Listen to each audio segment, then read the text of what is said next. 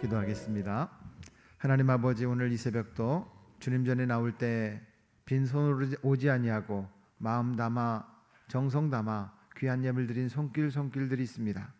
드린 만큼이 아니라 하나님 사랑 성도들에게 하나님 준비하신 만큼, 하늘의 계획만큼 복의 복을 더하여 주옵소서. 기도의 제목을 담아 예물을 드립니다. 아버지 하나님, 그 기도가 속히 응답받게 하시고 하나님께서 이렇게 응답해 주셨다고 간증의 주인공이 되도록 복의 복을 더해 주옵소서. 성경의 이름과 같이 아름다운 36,500가지의 그런 복들을 다 받게 하시고 들어가도 복을 받고 나가도 복을 받는 놀라운 축복을 경험하게 도와 주옵소서. 하지만 예물을 드리고 싶어도 물질이 부족해서 혹 준비하지 못하여 드리지 못한 손길들이 있다 할지라도 동일한 은혜와 복을 허락하시되 사랑하는 성도들이 드림이 얼마나 큰 복인지 알게 하시고 하나님께서 만배로 갚아 주옵소서. 오늘도 말씀하여 주시고 우리 마음속에 깊이 새기게 하시고 그 말씀에 순종을 결단하는 이 아침이 되게 하여 주옵소서. 예수 그리스도의 이름으로 감사하며 축복하며 기도합니다. 아멘. 할렐루야. 한국교회가 왜 이렇게 급성장을 하게 됐느냐라고 하는 걸 보면 새벽 기도가 가장 중요한 요인 중에 하나라고 합니다. 새벽에 깨우는 성도들에게 하나님께서 복을 허락하실 줄로 믿습니다. 오늘은 전도 훈련이라기보다는 what이 아니라 why, 이런 말이 있습니다.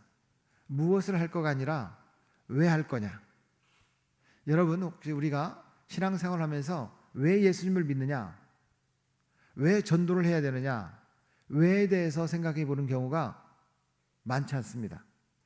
오늘은 전도 부흥집회니까 왜 전도를 해야 될까요? 뭐 당연하죠. 이렇게 생각하지만 정작 왜 전도해야 되느냐라고 말할 때 사람들은 빨리 대답을 하지 못하는 경우가 많습니다. 오늘 성경은 우리에게 말합니다. 모든 성경은 하나님께서부터 나왔다고 말입니다. 어려서부터 성경을 알았나니 능히 너로 하여금 예수 그리스도 안에 있는 믿음으로 말미암아 구원을 받게 하는 지혜가 있다. 어젯밤에도 말씀드린 것처럼 구원에는 세 가지, 단어의 뜻은 다르지만 의미적으로 똑같은 단어가 세 가지가 있다라고 말씀드렸습니다. 다시 한번 따라하겠습니다.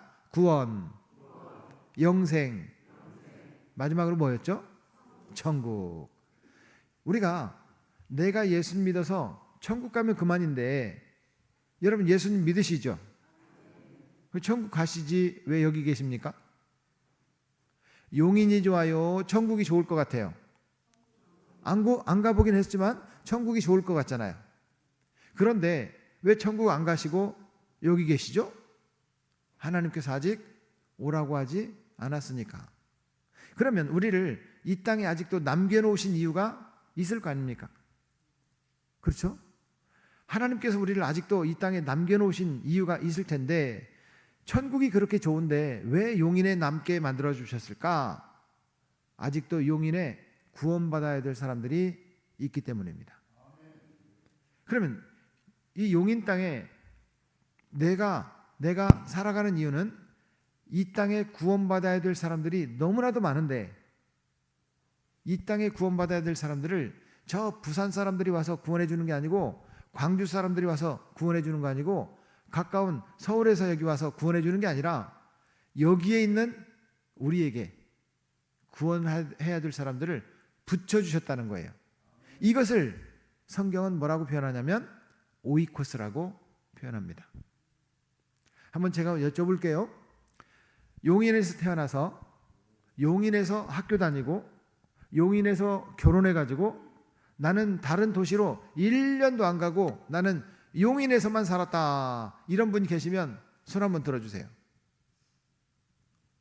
없어요? 두 분이에요. 이분들이 진짜 용인 사람이에요. 용인 지키느라고 수고하셨다고 새벽이지만 박수 한번 쳐주세요. 그러면 제가 묻겠습니다. 왜 남의 동네 사람들이 여기 와서 살아요? 그렇잖아요. 왜 남의 동네 사람들이 용인에 와서 사냐고요? 결혼 때문에 직장 때문에 어쩌다 보니까 아닙니다. 하나님께서 우리를 이곳에 죽어가는 영혼들을 구원하라고 파송하신 줄로 믿습니다. 이것을 성경은 오이코스라고 표현합니다. 성경에 우리에게 어떻게 해야 될까 답이 있다는 거예요. 제가 아끼는 후배 선교사님이 케냐에 있습니다. 이 케냐 선교사님은 신학교 다닐 때 이유도 없는, 정말 병원에 가도 어떤 질병인지도 발견하지 못하는 복수가 차올라서 만삭된 여인처럼, 이 선교사님이 남자 선교사님인데요, 이 복수가 이렇게 차서 죽게 생겼다. 신학생들이 전체 채플에 모여서 기도하기 시작했습니다. 그런데 이유를 모르겠어요. 이유를 모르니까 선교사님이 돌아가실 줄 알았어요. 근데 극적으로 하나님께서 군대 면제, 그 이유 때문에, 그리고 신학교를 들어온 거예요. 신학교를 들어왔는데 우리 신학대학원에 가면 이제 신학대학원 학생들이 1년 동안 휴학하고 단기 선교를 갔다 오는 그런 코스웍이 있습니다.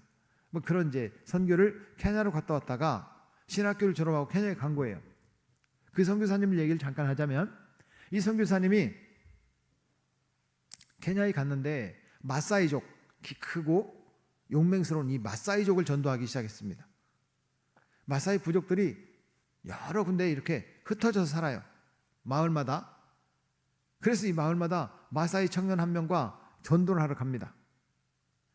참 요즘 선교사님들은 편해요.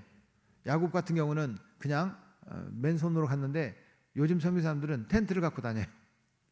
가다가 길이 멀으니까 텐트를 치고 잠을 자는 거예요. 이 마사이 청년과 함께 텐트를 치고 광야길을 전도하러 가는데 너무 멀으니까 오늘은 여기서 잠을 자고 가자. 텐트를 치는 거예요. 그래서 잠을 자는데 새벽녘에 뭐가 텐트 주위를 이렇게 움직이는 인기척을 발견한 거예요. 가만히 보니까 이 차크를 살짝 열고 보니까 야생사자가, 어떤 놈이 내 허락도 없이 남의 동네에다가 집을 짓고 살아? 이 겁을 주려고 야생사자가 어슬렁거리는 거예요. 겁나요? 무서워서 이 마사이 청년하고 부들부들 떨었어요. 이게 복음을 전하다가 이렇게 순교를 하면 몰라도 이 사자에게 잡혀먹는 건 좀 그렇잖아요. 그래서 하나님, 저 야생사자 사라지게 주시옵소서 막 속으로 기도를 했어요. 그랬더니 야생사자가 아무리 겁을 줘도 안 도망가니까 이놈이 나보다 센 놈인가 보다 하고 사라졌어. 이제 해가 뜨고 자크를 열고 텐트를 밖으로 나와 보니까 사자가 없어요. 이런 사람을 뭐라고 하느냐? 케냐 선교사님, 아프리카 선교사님이라고 해요. 근데 여러분들은 어디 살아요? 그래요. 따라하겠습니다. 왼손. 나는 용인 선교사. 어디 선교사? 사랑하는 여러분, 하나님께서 우리를 이 땅에 보내주신 이유는 이 땅에 있는 영혼들 구원하라고. 이 땅에서 부자 되고 잘 되었다가 복 받아서 천국에 최대한 늦게 와라, 이런 얘기가 아니고 우리에게 용인 땅의 영혼들을 구원하라, 이런 하나님의 사명이 있는 줄로 믿습니다. 그 이유가 있다면 우리는 뭘 해야 되느냐? 때를 얻든지 못 얻든지 복음의 증인으로 살아야 될 줄로 믿습니다. 하루는 새벽녘에 예수님께서 기도하고 계시는데 사람들이 찾아왔습니다. 찾아온 이유가 있었습니다. 어제 저녁까지 예수님께서 병자들을 다 고치신 거예요. 병자를 고치셨어요. 그러니까 이제는 사람들이 소문을 듣고 새벽부터 병 고쳐달라고 병자들 동네 사람들 다 모아가지고 새벽녘에 예수님을 찾아왔어요. 근데 예수님은 기도하고 계시고 제자들은 자고 있었던가 봐요. 그 성경에 보면 우리 배씨가 하나 나옵니다. 우리 배씨, 베드로라고. 베드로를 만났어요. 예수님 어디 계시냐? 랍비가 어디 계시냐? 그러면 여러분, 담임 목사님께서 기도하고 계시면 기도 끝날 때까지 기다려야 돼요? 기도를 못하게 이렇게 막아야 돼요? 그렇죠? 근데 우리 베드로가 믿음이 없나 봐. 예수님께서 기도하고 계시는데 주여 사람들이 주를 찾나이다. 왜 찾을까요? 병 고쳐달라고. 병 고쳐달라고. 예수님께서도 병 고쳐주셨으니까, 어제 고쳐주셨으니까 오늘도 고쳐주실 수 있으시잖아요. 그럼 저 같으면 이렇게 말할 것 같아요. 베드로야, 오늘은 중환자 중심으로 병을 좀 치료하자. 감기 환자들은 저 뒤로 좀 서라고 하고, 말기암 환자들, 태어날 때부터 소경인 사람들, 또 안진뱅인 사람들, 이런 만성 환자들, 이런 사람들부터 치료하자. 좀 줄을 좀 세워라. 저 같으면 그렇게 말할 것 같은데 예수님께서 엉뚱한 말을 하십니다. 주님은 이렇게 말씀하십니다. 베드로야, 우리가 다른 마을로 가자. 거기서도 전도하리니. 따라하겠습니다. 내가 이를 위하여 왔노라. 마가복음 1장에 있는 말씀입니다. 주님은 이 땅에 오신 이유가 전도로 왔다는 거예요. 전도하러. 그러므로 우리도 주님의 제자로서 전도해야 된다는 거예요. 성경은 이렇게 말합니다. 어려서부터 구원에 이르는 그런 믿음을 우리에게 주시려고 이 성경이 기록되었다는 거예요. 그러므로 성경은 우리에게 하나님의 감동으로, 다시 말하면 성령님이 감동을 주셔서 저자들이 기록한 거예요. 저자들 생각으로 쓴 것이 아니라 하나님께서 주신 생각으로 성경을 쓴 거예요. 하나님께서 받아 적어라 불러주시지 않았어요. 그런데 저자들이 성령의 감동으로 쓴 이 글 안에 하나님의 마음이 담겨 있는 거예요. 하나님의 계획이 담겨 있는 거예요. 그럼 성경을 읽어야 되겠어요? 읽어야 되겠어요? 저는 오늘 새벽도 아침에 일찍 일어나서 오늘 우리가 읽어야 될 성경 석장, 저희 교회는 하루에 석장, 주일날 5장. 이걸 뭐라고 표현하냐면 평삼, 주오 이렇게 얘기하거든요. 평일날 석장 읽는 성경을 오늘도 시편 45편부터 48편까지 읽고 왔어요. 사랑하는 여러분, 하나님의 말씀 안에 답이 있다면 날마다 하나님의 말씀을 읽고 듣고 그 가운데 기록된 하나님의 말씀을 지켜 행해야 될 줄로 믿습니다. 그러므로 우리 교회에 새벽 예배가 있다는 것은 정말 아름다운 일이고요, 복된 일입니다. 하나님의 말씀을 듣고 그 말씀대로 아멘하고 순종하는 성도가 되기를 축복합니다. 그런데 성경이 우리에게 뭘 가르쳐 주느냐? 하나님의 사람인 것을 가르쳐 줍니다. 하나님의 사람. 우리가 하나님의 사람이에요. 그래서 하나님의 사람은 하나님의 방식대로 살아요. 내 방식을 내려놓고 하나님의 방식대로 살아요. 내 계획을 내려놓고 하나님의 계획대로 살아요. 한 달 전에 우리 연구소에서 미국에 있는 쇼 쿠플랜이라고 하는 은행장님을 초청을 해서 한국교회에 집회를 했습니다. 하남에 있는 큰 교회, 하남교회와 또 잠실에 있는 잠실동교회, 또 수원에 있는 교회에서 집회를 했어요. 이분이 하는 얘기가 은행장인데 기도하는 가운데 하나님께서 이런 계획을 말씀하시는 거예요. 사랑하는 아들아, 기독교인들에게, 성도들에게 은행 이자를 받지 마라. 은행인데 하나님 이거 안 될 것 같은데요? 내가 이야기한 대로 순종해라. 그 기독교인들에게 은행 이자를 안 받는 거예요. 원금은 받는데 원금 빌려주고 원금 받으면 은행이 망할 거 아니에요. 그런데 이자를 받지 말라고 하는데 순종을 한 거예요. 그랬더니 하나님께서 이자를 못 받은 금액이 약 45억 정도. 45억. 그런데 그 해를 결산을 해보니까 그보다 10배, 450억을 벌은 거예요. 그런데 그 은행은 어떤 은행이냐면 우리나라의 군 단위의 조그만 단위농협, 조그만 은행이에요. 그런데 하나님께서 엄청나게 하나님의 방법대로 복을 주셨더라. 이렇게 간증하는 이야기를 들었습니다. 그리고 그분이 20몇 년 동안 은행이 몇 배를 성장했냐면 30배를 성장했다. 이렇게 간증하는 거예요. 사랑하는 여러분, 내 계획을 고집하지 말고 하나님의 말씀대로 온전히 순종할 수 있기를 축복합니다. 그러면 성경은 우리에게 무엇을 말하느냐?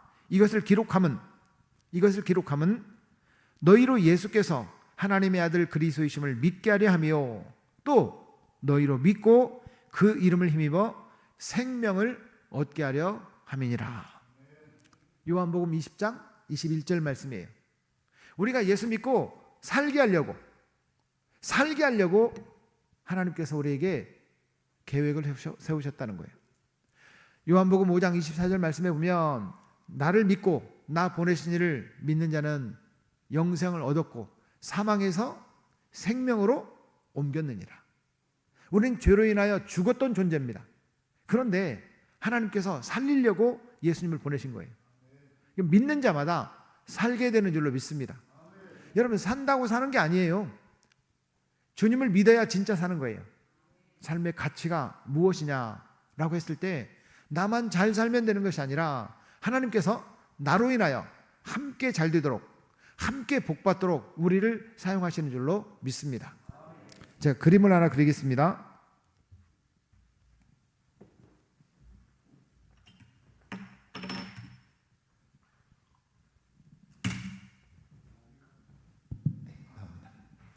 제가 그림을 하나 그리는데 엄청난 그림이 아니에요. 나라는 사람이 있습니다. 나라는 사람이 있어요. 나는 누구냐? 나는 당신은 누구십니까? 나는 배만수, 그 이름이 아름답구나. 내 이름이 뭐예요? 아니, 여러분 이름. 내 이름이 뭐예요? 그쵸? 그러니까 나는 누구냐라고 했을 때 저는 이제 이렇게 이제 집회 장소에 이동하면서 성경을 읽고 오거나 찬송을 부르는 경우가 참 많습니다. 근데 갑자기 하나님께서 떠오르게 하신 찬송들이 있어요. 그 중에 뭐냐면 후에마이라고 하는 찬양이 있어요. 찬송 제목이 후에마이예요.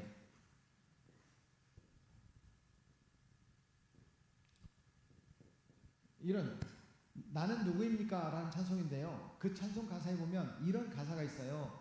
나는 오늘 피었다 지는 이름 없는 꽃과 같네. 바다에 이는 파도 안개와 같지만 나는 나를 부르시고 부르짖음 들으시며 날 귀하다 하시네. 이런 찬송이 있어요. 그 부분만, 날 귀하다 하시네, 그 부분만 한번 제가 먼저 부를 테니까 따라 해주시기 바랍니다. 날 귀하다 하시네. 시작. 날 귀하다 하시네. 한 번 더. 시작. 날 귀하다 하시네. 나는 누구냐? 하나님께서 귀하게 여기시는 분. 따라하겠습니다. 나는 하나님께서 귀하게 여기시는 존재. 다시 한번 따라하겠습니다. 존귀한 자. 나는요, 하나님께서 귀하게 여기시는 존귀한 자입니다. 사람들은 보통 뭘 귀하게 여겨요? 돈. 그렇잖아요. 돈이 귀하죠. 집이 귀하죠. 자동차가 귀하죠. 제 아내는요, 세차를 안 해요. 세차를. 왜 세차를 안 하는지 아세요?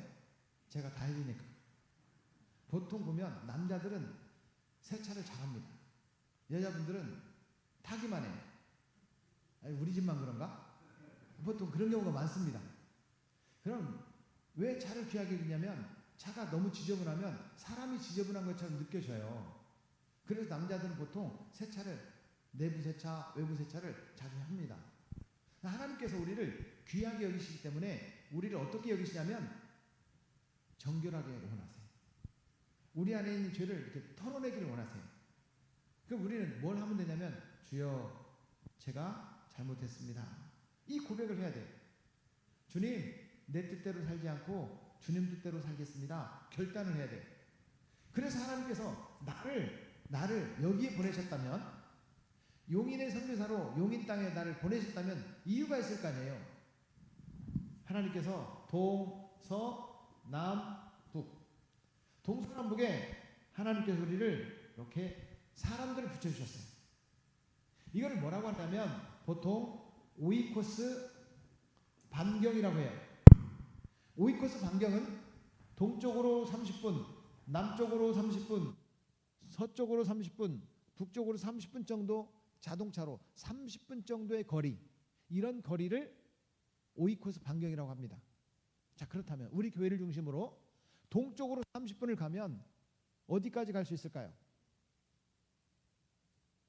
우리 교회를 중심으로 동쪽으로 30분 가면 어디까지 갈 수 있어요? 네? 영통. 남쪽으로 30분을 가면 어디까지 갈 수 있을까요? 천안? 이천? 이천. 잘 모르니까 그냥 말씀하시면 다 쓰겠습니다. 이천. 서쪽으로 30분 가면 어디까지 갈 수 있을까요? 수원.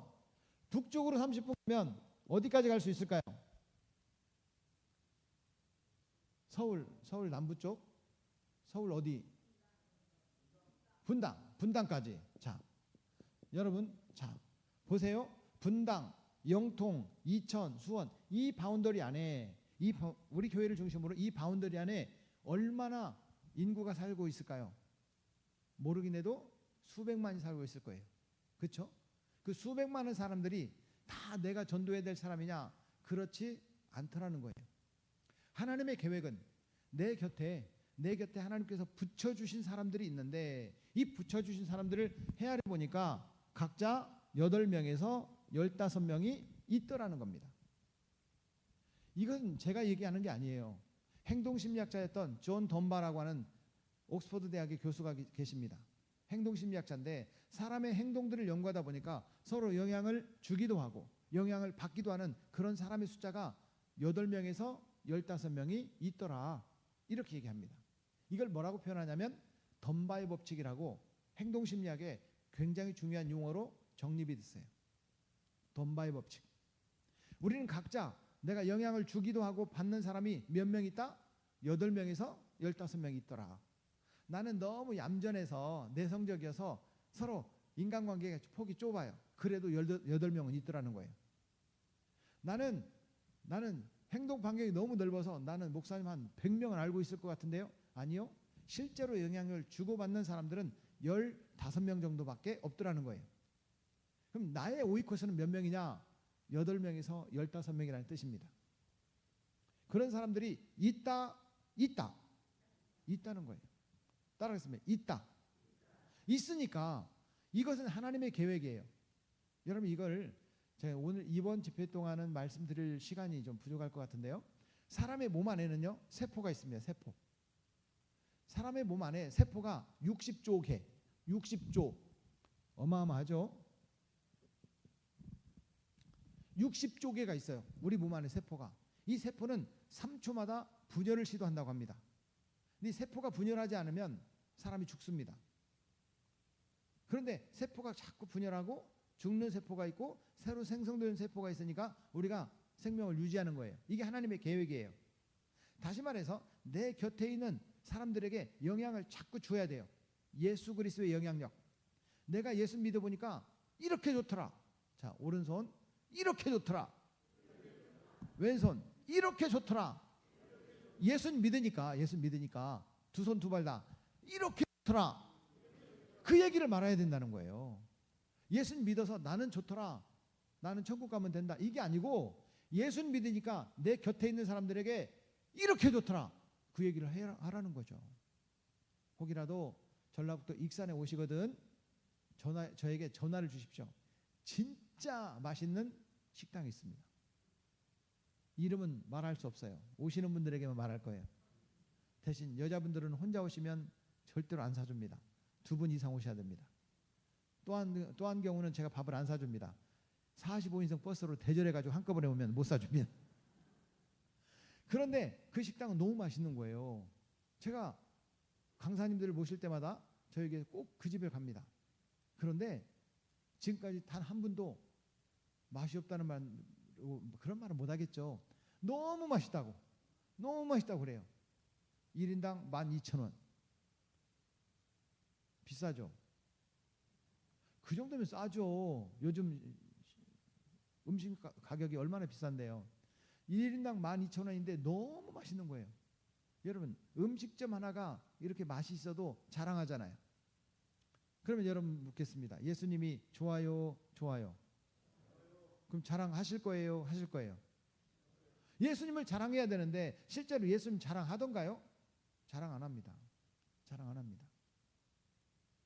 우리가 예수님을 자랑하라는 거예요. 오늘 성경은 분명히 우리에게 그렇게 말씀하십니다. 왜 전도해야 되느냐?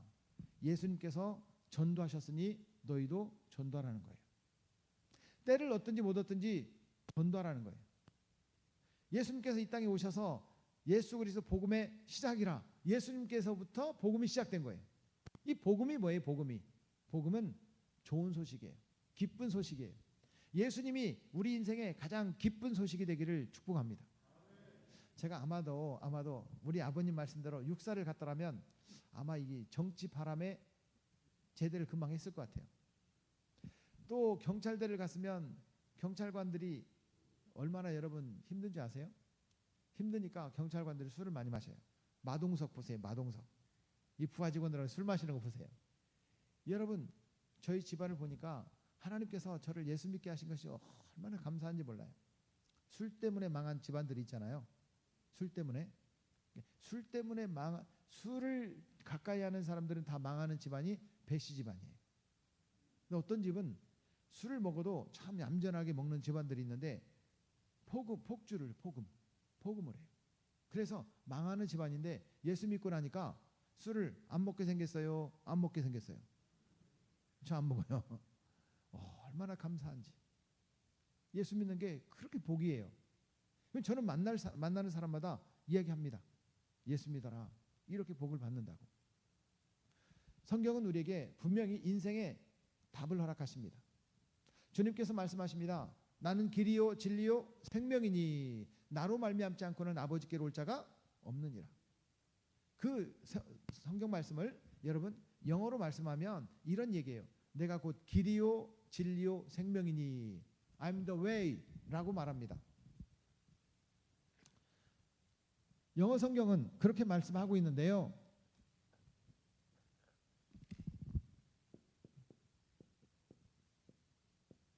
I'm the way 라고 말하는데 길은 걸어가는 길은 여러분 road라는 단어를 쓰거든요. 다시 말 걸어가는 길이 아니고 I'm the way라는 말을 써요. 이 way라는 말은 무슨 말이냐면 방법이라는 건 방법. 우리가 인생을 살아가는 삶의 방법이 어디에 있다? 성경에 있다. 그러면 여러분 전도하는 방법은요 성경에 있다. 지금 그 말씀을 드리는 거예요. 우리가 불특정 다수에게 사람들에게 믿든지 안 믿든지 복음을 전하는 시대가 있었습니다. 그런 복음을 전했어요.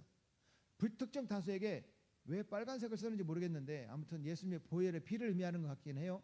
앞에다가 예수 천당, 뒤에다가 불신지옥, 그리고 핸드마이크를 하나 들고 할렐루야, 또 목소리도 이렇게 좀 세워가지고 할렐루야 할렐루야 예수 천당 불신지옥 외치면서 그 복음을 전하는 분들이 계세요. 얼마 전에 제가 이제 서울역에 가서 복음을 전하고 강의하고 부산으로 가야 될 때가 있었어요. 서울역을 제가 지나가게 됐어요. 우와, 서울역 요 근래 가보신 분 계신지 모르겠는데 거기 가면요 이상한 종교에서 막 음악을 틀어놨어요. 어떤 분은 복음성가를 틀어놨어요. 그냥 모든 종교들이 다 막 시끄러워. 그런데 한 분이 또 할렐루야 할렐루야 예수 천당 불신지옥. 제가 목사거든요. 복음을 전하는 복음 전도자잖아요. 그런데 그 모습을 보니까 이상해요. 그렇게 해서 전도가 안 될 것 같아요. 안 될 것 같아요. 그런 시대가 있었습니다. 그렇게 전도가 통하는 시대가 있었어요. 그런데 지금은 하나님께서 우리에게 내 곁에 있는 사람, 내 곁에 있는 그 사람들에게 복음의 영향력, 예수 그리스도의 영향력을 끼치는 사람이 되라 라고 얘기하십니다. 이것을 성경이 뭐라고 한다고요? 오이코스라고 한다는 거예요. 따라하겠습니다. 오이코스. 다시 왼손 따라하겠습니다. 친구, 가족, 이웃. 다시요. 친구, 가족, 이웃. 여러분들만 시작. 이 사람들을 친구, 가족, 이 사람들을 성경에서 뭐라고 한다고요? 오이코스라고 한다는 거예요. 그럼 오이코스는 친구, 가족, 이웃들이니까 어디에 있다고요? 가까이 있다는 거예요. 사도행전 1장 8절 너무나도 잘 아는 말씀이잖아요. 오직 성령이 너희에게 임하시면 너희가 뭘 받고? 권능을 받고 예루살렘과 온 유대와 사마리아와 땅끝까지 이르러 내 증인이 되라. 주님은 말씀하십니다. 그런데 예루살렘과, 다시요, 따라하세요. 예루살렘과 오이코스는 예루살렘 전도예요. 적어도 하나님께서 내 곁에 붙여주신 사람들은 전도하자. 그러면 여러분, 우리가 살고 있는 이 용인 땅에 예수님 안 믿는 사람들이 많아요? 많은 정도가 아니라 엄청 많죠. 시도 중에 복음화율이 가장 높은 데가 제가 살고 있는 익산입니다. 복음화율이 34%. 놀라셔야 되는데 100명 중에 34명이 예수 믿고 있다는 뜻이에요. 이게 익산이라는 곳이 어디냐? 원불교 총본산이 있습니다. 원불교의 뿌리가 거기에 있어요. 그리고 원광대학교, 그리고 원광대학병원, 그리고 거기에 원광중학교, 고등학교, 여고, 여중 얼마나 많은지 몰라요. 그런데 원불교 총 합해도 10%도 안 돼요. 기독교는요 34% 복음화율이. 그런 제 마음속에 이런 생각이 드는 거예요. 34%가 예수님을 믿는다는 얘기는 아직도 66%가 예수님을 안 믿는다는 뜻이다. 마지막 한 사람이 예수님을 다 믿을 때까지, 여기 복음을 전해야 되겠다. 그런 생각이 들어요. 증도라는 섬이 있습니다. 전라남도 신안에 가면 이 섬에 있는데 여자 전도사님, 문준경이라고 하는 여자 전도사님 때문에 그 섬 전체가 예수를 믿게 됐어요. 거기 가면요, 지금도 거기 가면 절이 한 개도 없어요. 성당은 2개가 있다는 얘기를 들었어요. 그 여자 선교사님 한 분 때문에 그 도시가, 그 마을이 다 예수님을 믿었는데, 과거에는 배를 타고 들어갔는데요, 지금은 다리가 놓아져서 버스를 타고 갑니다. 우리 성도들과 함께 국내 선교지를 찾아다니면서 딱 들어가게 됐어요. 입구를 딱 들어가는데 그 인구가 한 8,000명 사는 섬입니다. 8,000명은 섬인데 굉장히 큰 섬이라는 뜻이잖아요. 입구를 딱 들어가는데 입구에 이렇게 딱 써져 있습니다. 여기서부터는 금연입니다. 아니 8,000명이 사는데 여기서부터는 금연이라는 거예요. 대단하지 않아요? 한 분의 영향력이 그렇게 놀랍게 그 섬 전체를 변화시켰어요. 그런데 그 얘기를 들어보니까 문준경 선교사님이 가르쳤던 주일학생 하나가 지금 문준경 기념관에 관장을 하고 계세요. 한 80대 할아버지예요. 그분의 설명을 들어보니까 이 문준경 선교사님이 남편에게 본부인인데 내침을 당했어요. 첩을 들여가지고. 그래서 그냥 첩에게 가정을 내주고 목포로 나갑니다. 거기서 예수님을 믿은 거예요. 다시 신안군에 들어가요. 그리고 그 땅을 전도한 거예요. 그리고 공산군들에게 죽창으로 찔려서 죽습니다. 순교하셨던 그 해변가도 가보고 또 기념비도 보고 또 기념관에 가서 설명도 듣고 이렇게 오는 시간들이 있었는데요. 사랑하는 여러분, 한 사람의 영향력이라는 것이 이렇게 크다는 거예요. 그럼 나는 오늘 피었다지는 저 이름 없는 꽃과 같이, 저 바다에 있는 파도와 같은 존재지만 하나님은 나를 귀하게 여기시는 줄로 믿습니다. 다시 한번요. 날 귀하다 하시네. 시작. 날 귀하다 하시네. 옆 사람 손은 잡지 말고 널 귀하다 하시네. 우리를 귀하다 하시네. 하나님께서 나를 귀하게 여기시는 것처럼 나도 우리 집사님을 귀하게 여기고, 우리 남편을 귀하게 여기고, 우리 아내를 귀하게 여기고, 우리 자녀들을 귀하게 여기고, 여러분 우리 목사님을 귀하게 여기고, 아직도 예수 믿지 않는 용인에 살고 있는 그 영혼도 귀하게 여기고, 이것이 우리가 해야 될 줄로 믿습니다. 오늘도 아마 출근하시는 분들이 계실 거고 오늘도 누군가를 만나는 분들이 계실 겁니다.